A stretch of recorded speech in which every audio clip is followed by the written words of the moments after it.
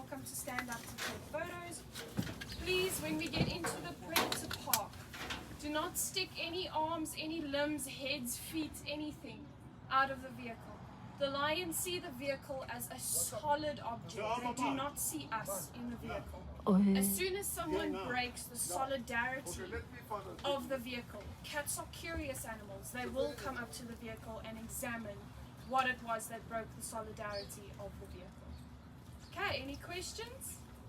Ready to go? Cool, let's go.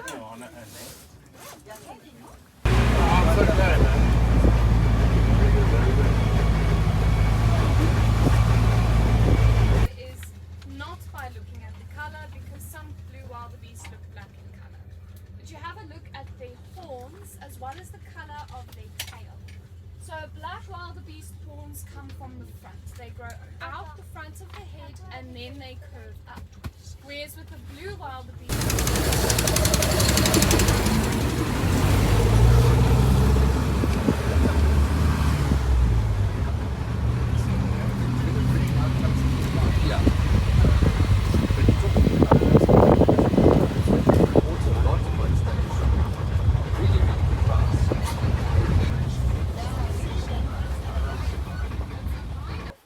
Yes, a little bit so small. Are they small?まっすぐめっちゃ山のと So こ you see the big tree, the big green tree? They The just to second right. one, the second one There's a up little the, tree there. It's walked down. You'll see it's coming actually a little bit. There we go. You see the movement just over the little tree. yeah. But you'll see it'll move now. There's one walking on the right. then we'll come back and the rhinos will be closer so you guys can get a better view of them.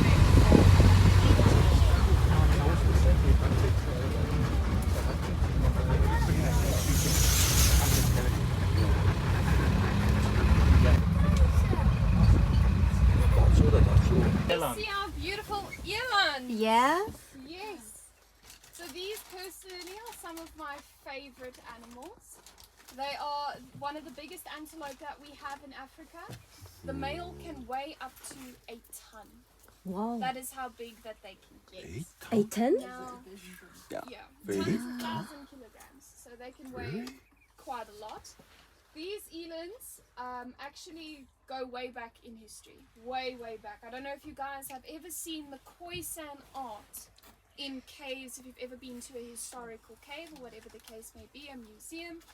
They always have a beautiful antelope painted on their walls, and that antelope is the eland. So it goes back, way back. And they use these elands as a whole. They never left anything remaining. They for soccer tournaments and stuff when South Africa is playing. So they use that as a form of communication. When they're calling the group of Khoisan, they'd blow the horn, and then everybody would hear it and they'd come together. And I don't know if you guys have ever heard an eland walking nearby. When they walk, they make a clicking noise. Now there's a lot of stories and myths that are going on about it. Some people say it's the joints due to the weight of the eland, and some people say it is their hooves. Because they are so heavy, they are even-toed ungulates, which means their toes look like this. They've got 2 toes.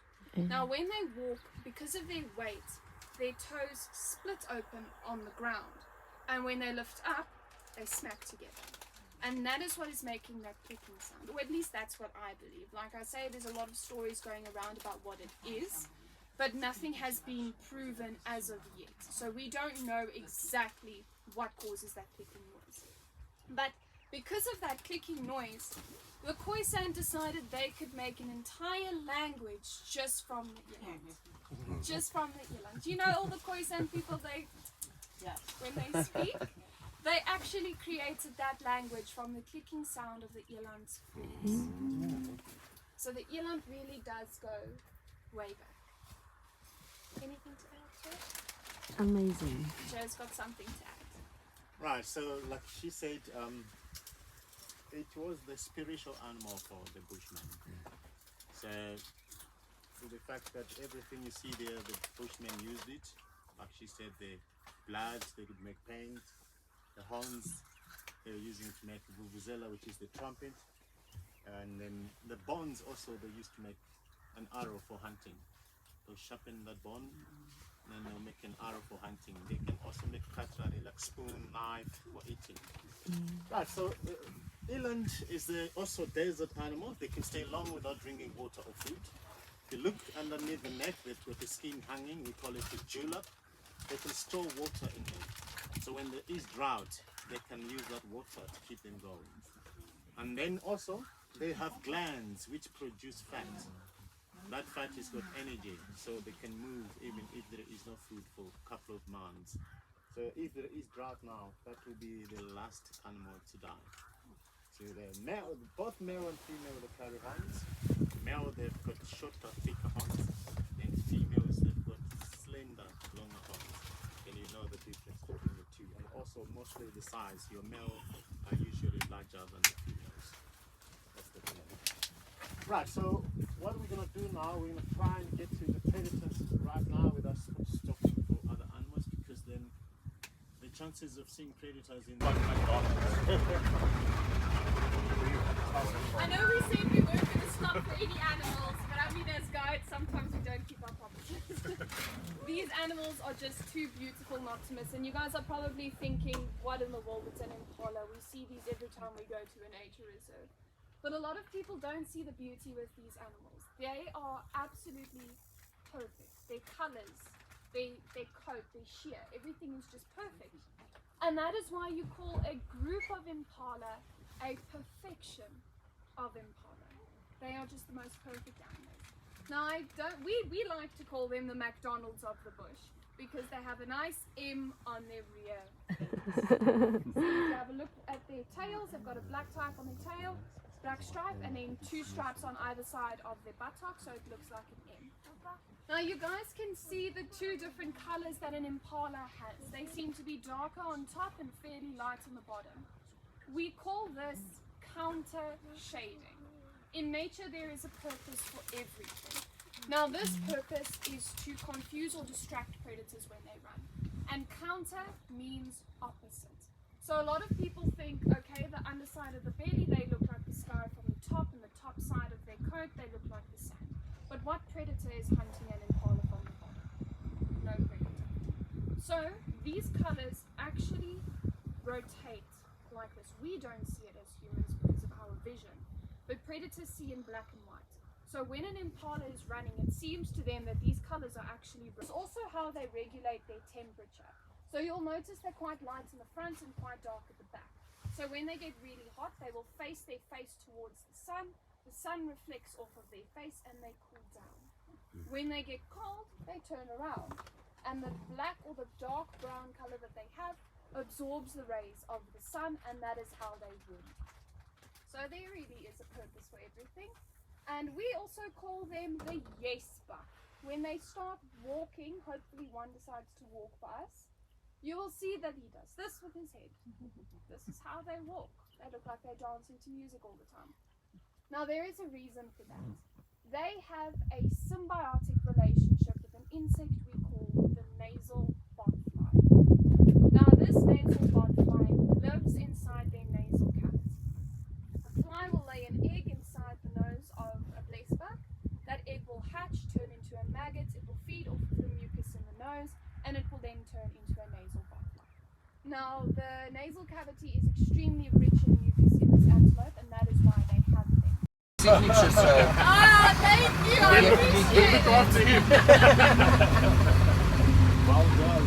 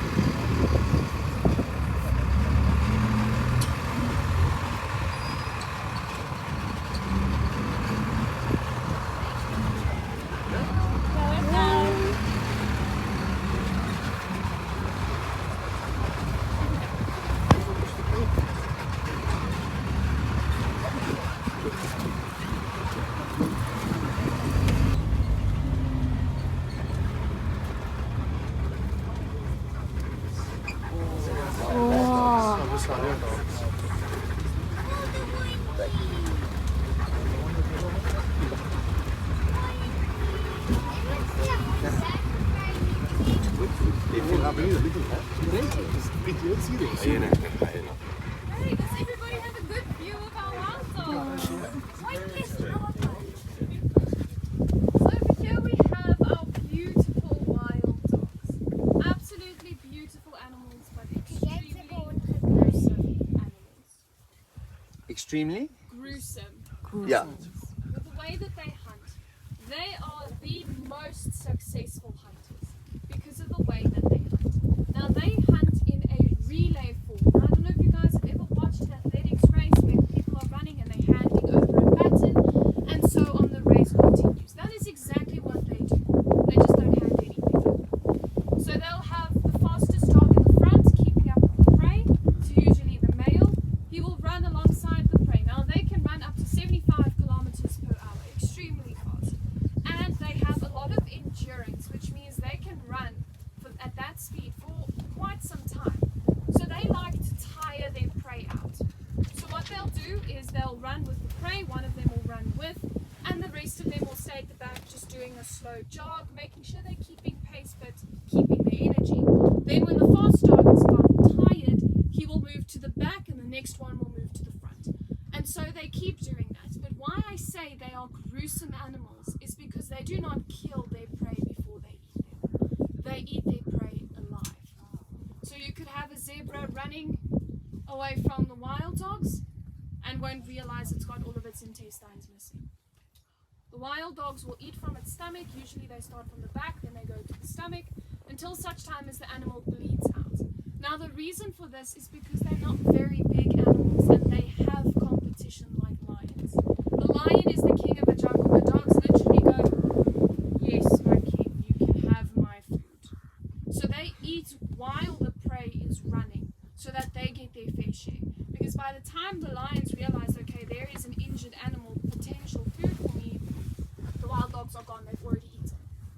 Otherwise, predators will steal their prey from them. So they have to be gruesome hunters. Very successful. Joe, what's their success rate? 90%. 90% success rate. Lions catch about 40. Dogs 90. So like she said, the reason why dogs are so successful when it comes to hunting is because dogs they hunt in packs. So when they hunt in packs, which means they've got a very good teamwork. So as they run in a relay form, they will chase the prey until it's exhausted and then they'll start eating. So even if they can take one chunk out of the animal, they will just follow and run because they know that the more we run, the more we chase, the more it's going to lose the blood. So also, the more you exercise, the more your blood pumps because then your heart pumps. So that's how they do. So sometimes they can lose the prey while it's bleeding. They've got a very good scent. They will actually follow where the animal blood dropping is going until they find it. Right, so these guys, like she said, they are known as the brutal killers because they eat the prey alive. So also, there may be number 2.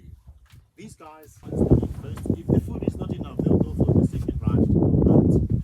So you find that they look after their family very well in the wild. So you see that because dogs... Purely because you can see where they're lying. On this side it's short grass, on that side it's long grass. So if we go inside, you are not going to see them at all. So you'll get better photos with a fence than you will if we get inside. Is everyone okay with that? Okay. Okay. Great. So over here we have our white lions. So as Joe was saying up there at the wild dogs, your white lions are born from your brown lions. And you're probably thinking, how is that possible? Surely if brown lions mate, they're going to give birth to brown lions. But genetics comes into play. So with humans, you've got your people with brown eyes and you've got your people with blue eyes. The people with blue eyes have a recessive gene. People with brown eyes have a dominant gene. So if a brown-eyed person and a brown-eyed person have a child and then they pop out a blue-eyed child, you're like, how did that happen? If you've got ancestors who have blue eyes, you have something called a dominant brown gene and a recessive blue gene. Now, if you have a child with a woman or a man who's got brown eyes and they also have that recessive blue gene, there is a very good chance your child will have blue eyes when both the parents have brown eyes. Now it's the same with these lions. Brown lions, occasionally some of them carry a recessive gene we refer to as leucism. Now if two brown lions mate and both of them have this recessive gene, they are going to give birth to a white lion. The story is exactly the same with the brown lions. Everything is the same. The only differ which they have is this color, which is we call it the recessive genes. So you find that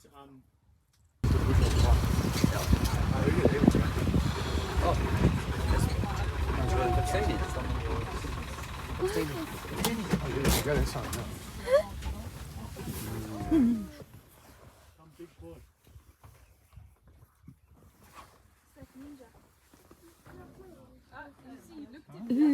He's coming.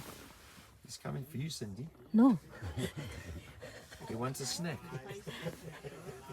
By the way, Ninja, meet my friend. Please don't eat them. Okay. So a lot of people confuse your technique. So, That area is breeding area. yeah, some poor guy has to come into the cheetah's enclosure and mow the lawn. He's got a nice John Deere tractor. A beigey colour. Can everybody see him? Yes. Now, if she hadn't had stood up in that moment, I would not have seen her. I would not have seen her. Absolutely beautiful. I hope she stands up again and you guys will see the black lines behind the ears, the black tip on the tail, everything we were discussing earlier, the white lines underneath their eyes so that they can see at night. You can see all of those features in a brown line. A little bit back. Yes, we can. Here comes another one out of the bush. Here we go.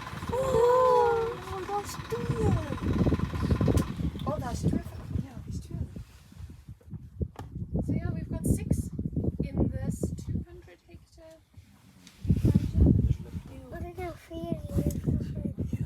It's 2 females, 2 of our females. Ja, ons ziet 5. Dat was 3 jaar last. Yeah, I think the males might be further along down this road somewhere. The males are not always, they're not far off. So can you guys see the black and the white lines under the eyes? Can everybody see those lines? And then Yeah. the black behind her ears, if she just flicks her ear to me, you'll see them beautifully.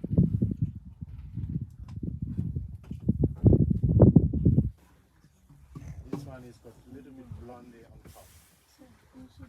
The size, if you stand up, you can see But from the back, I just went right, and the females is a little bit thinner, fewer hairs, a little bit shorter as well.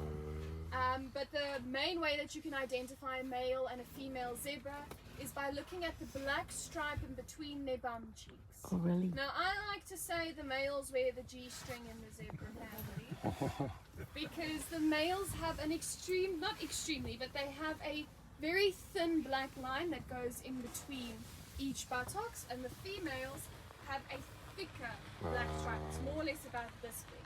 Now, this stripe is actually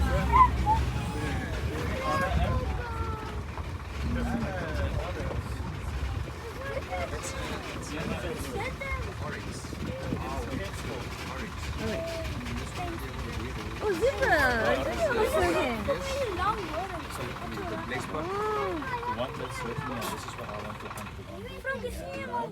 you guys are extremely lucky.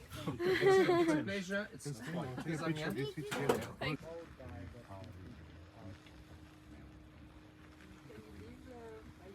actually very easy. The male is white with black stripes, and the female is black with white stripes. I'm sorry. Okay, maybe. That could work. Does work. It's actually very difficult to tell Protection. the different Predators but that's see just a joke. in black and white.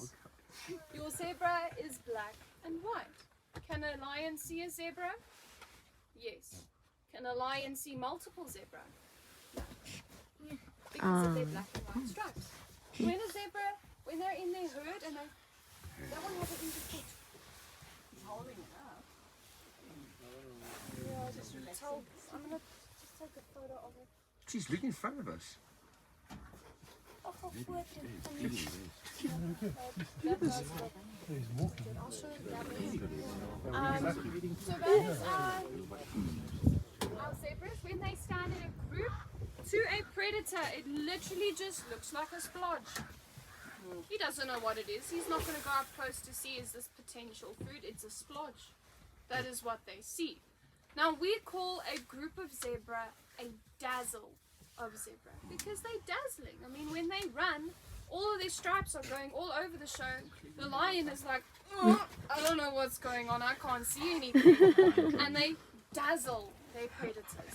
That is why we call them a dazzle of zebra. Now, if they will tag, oh, you see this one doesn't have a tail? Yeah. Can you see him? He's my favorite. His name is Tails. His name is Tails, but he doesn't have a tail. That tail was bitten off in a fight for dominance by another stallion, by another stallion who bit the end of his tail. So now he doesn't have a tail. He's just got a little stubby. He looks like a Rottweiler. He's just minding his own business. He's definitely got something wrong with his foot. We'll report that. But when Tails was turned around, you could see he had a very thin black stripe between his bum cheeks. He's a boy. Now, if one of these kind ladies will turn around, you'll be able to see the big, thick black stripe. Yeah, there's our zebra. And then we have our Roy bears. Just a bit big. You see they've got the heart-shaped horns. There's a female in the front. It is, wow. It's very lacquer. You can actually see the teeth. Yes, those are our Tungas. And I'm going to would like to try and see the rhino and the buffalo. But these are actually marsupials. Do you guys know what a marsupial is? No. It is a pouched animal like a kangaroo. You know, kangaroos have a pouch to carry their babies. They also have a pouch. Really? They just don't carry their babies in the pouch. Their pouch, can you guys see the white triangle on their back? Their rear, lower back? That little white line triangle thingy? That is their pouch. Now, their pouch opens when they do something called pronking. Now, pronking is when they're standing on their legs like this, and they jump like this, and they jump like that. Now,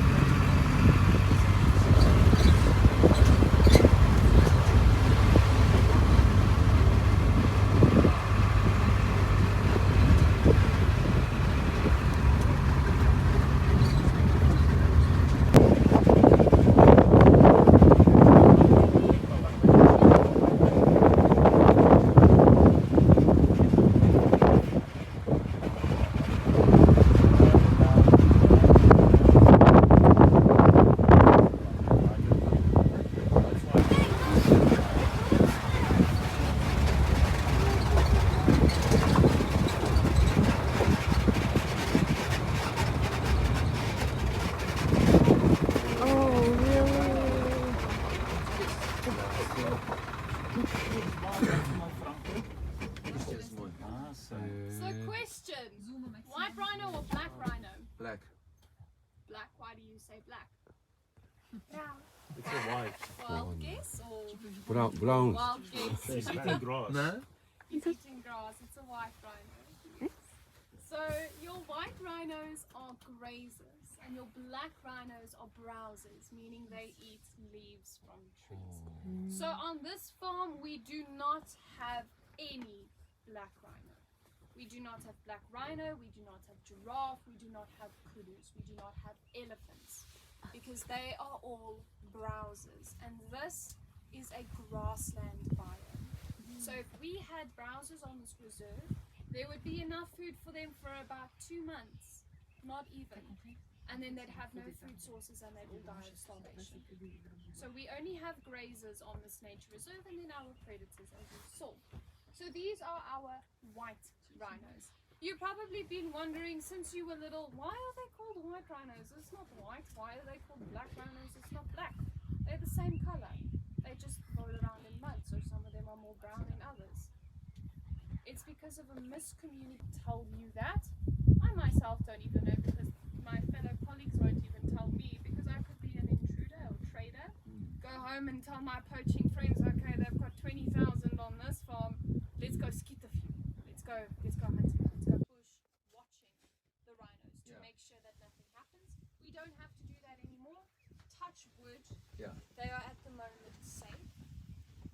But yes, we have had incidences of poachers circle on their bums. So we call them the toilet seat antelope. The reason they are called water buck is because they are water dependent. These buck cannot live long without water. I saw that. You're not shooting my animals on this. So yes, they are water dependent animals. They live very nearby water and they cannot survive long without it. Now here we have our warthog, as we didn't discuss when we first saw them, so I'm going to say a little bit about them. As I was saying to the little boy over there, I'm going to ruin his childhood because Pumbaa is not a male. You're probably all thinking, huh? He's got a male voice. Just because he has a male voice doesn't mean he's male. Very beautiful. Please stop.